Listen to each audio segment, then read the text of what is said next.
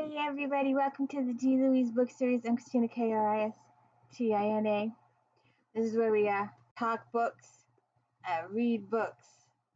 No special effects here, no special nothing, just talking books, reading books, no theme music, nothing special going on here.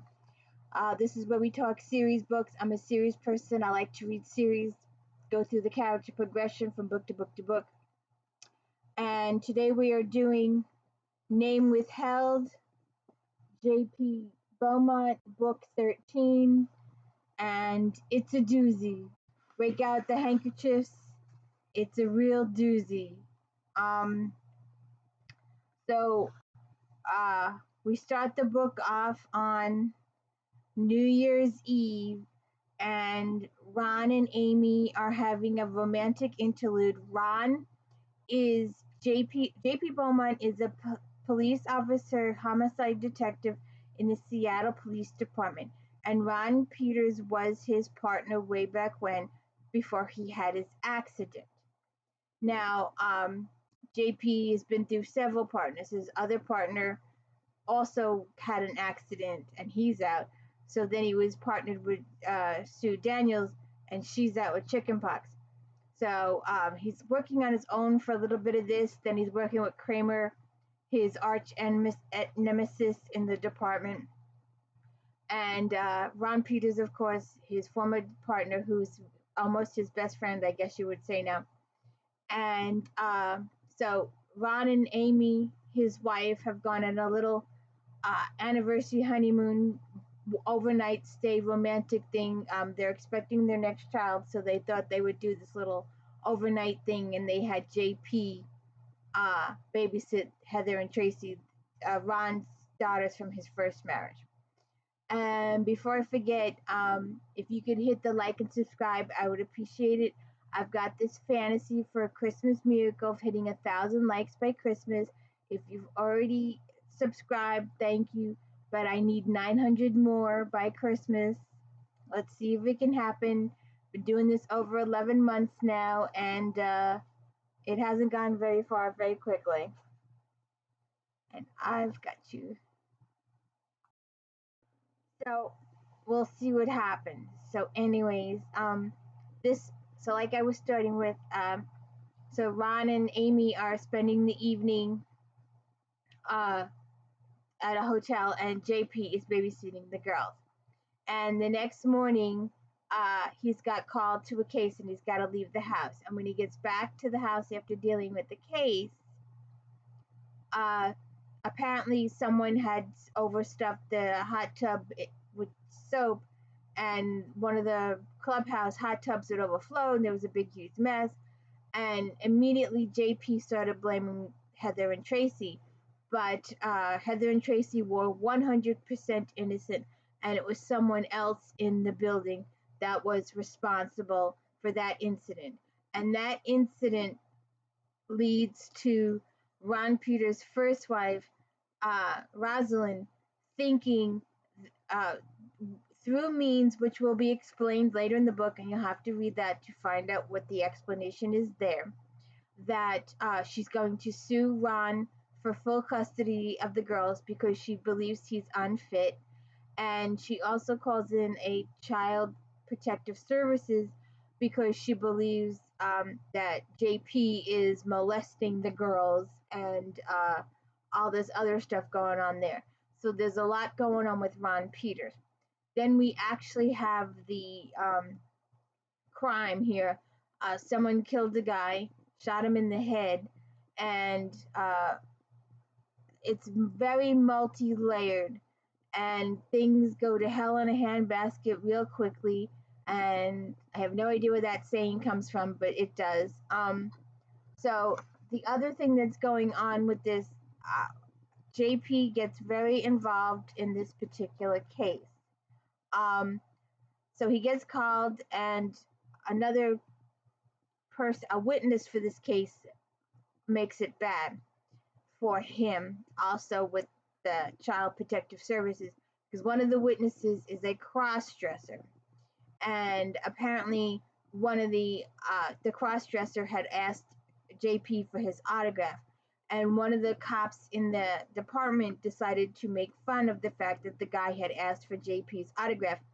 And Child Protective Services hears of this, and then they seem to believe that JP is having an illicit, homicidal, homosexual relationship with this other. It's just so convoluted. It's just like much. So then he's supposed to be working the case alone, but when the case ends up with 2 and 3 victims, he has to add the sergeant, the captain in charge, has to add Kramer to the detail, and Kramer is JP's arch nemesis, and they just do not get along at all. Oil and water, they just do not get along.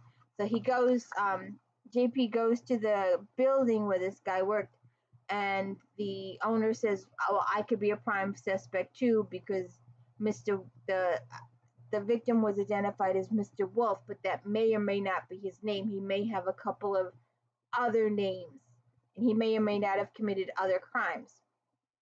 And apparently, the owner of this particular company records everything that goes on in his building, and he recorded a rape. So they're trying to point the finger at the young lady who was raped of having committed the murder. And then her grandmother, or aunt, should I say, elderly caretaker, decides that she's going to take the blame for the murder to save her granddaughter's life, whatever, and she's going to go in jail in place.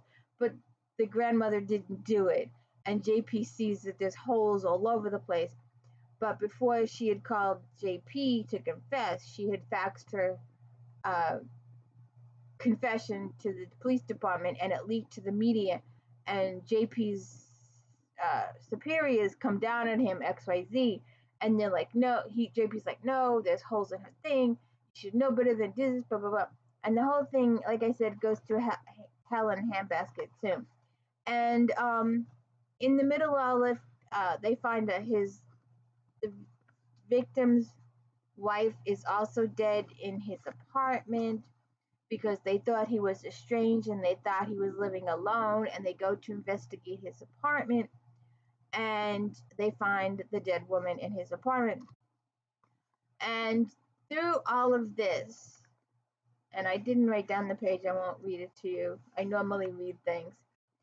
But in the middle of all this, between the Child Protective Services coming down on him, and he gets a phone call from Dave. Dave is Karen, his first wife's current husband, and Dave is a really good guy. He's proven that in previous books. And he calls JP to alert him that he needs to come see Karen within the next 72 hours or sooner, because the end is near. The doctors have given him the notice that you get your affairs in order, say your goodbyes now, because you may not have a chance again. And JP also gets a phone call from a private investigator, and he chooses to meet with the private investigator instead of getting on a plane. And I was angry with JP, and Ralph Ames is also angry with JP because JP was choosing to complete his case instead of going to his loved one. He was choosing the work over his first wife and his family. And I was literally livid, absolutely livid with JP for making that decision. Of course, it's part of the plot line. You can't just stop the book in the middle of it.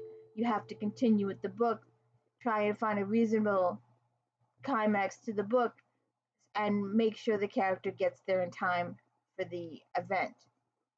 So, in the midst of facing the information from Dave, being pounded by the social worker about being a sexual molester, going to meet the private detective and her not showing up, JP goes to a bar and has his first drink in the last 3 years.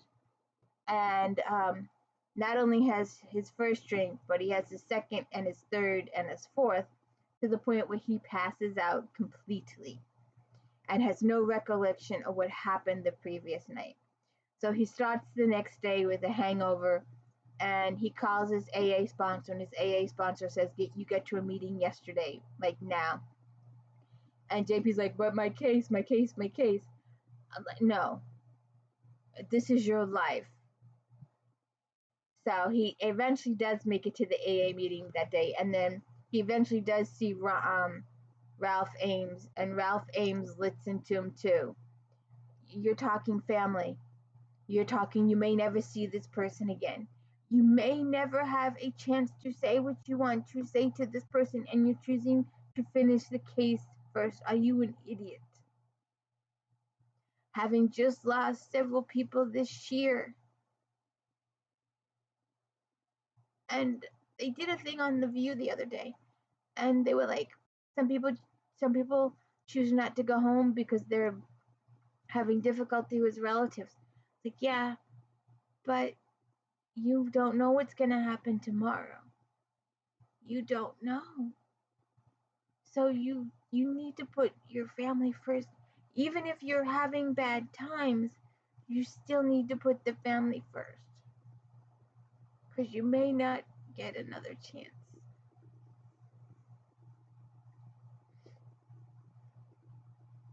So anyways, the case takes a massive twists and turns at the end.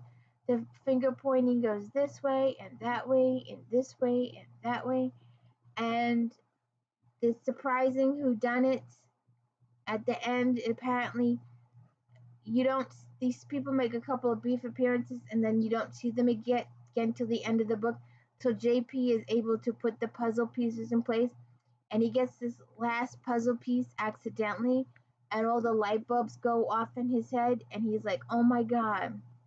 So we have a couple of extra deaths in here. They're really sad, and it was a really good book. I got involved in it, but so you'll have to check it out. This is book 13, J.P. Beaumont, J.A. JANCE in the series. Don't forget to check out Star Trek Fridays, Next Generation. Don't forget to check out Flashback Mondays. And depending on when you're viewing this, we are doing 30 Days of Stephanie Plum, 30 Days of Janet, because uh, Dirty 30 has come out, and it's going to be under my tree. And we're going to do all 30 Janet books in anticipation of reading Dirty 30 at Christmas. So I hope you enjoyed this book. It was good. It's very multi-layered. You won't see the ending coming, the whodunit coming, because it comes out of the blue. The whole time he's trying to talk to the girl that was raped, and he's trying to talk to the grandmother, and he's trying to get this one, and he's trying to identify the victim, and he's got all this stuff with the case, and then he's got his superiors coming down at him, and then he's got his personal life falling apart. It's a real heavy book for JP. It really is. There's a whole lot of stuff going on in this book. So please check it out, and don't forget to please hit the like and subscribe. Thank you.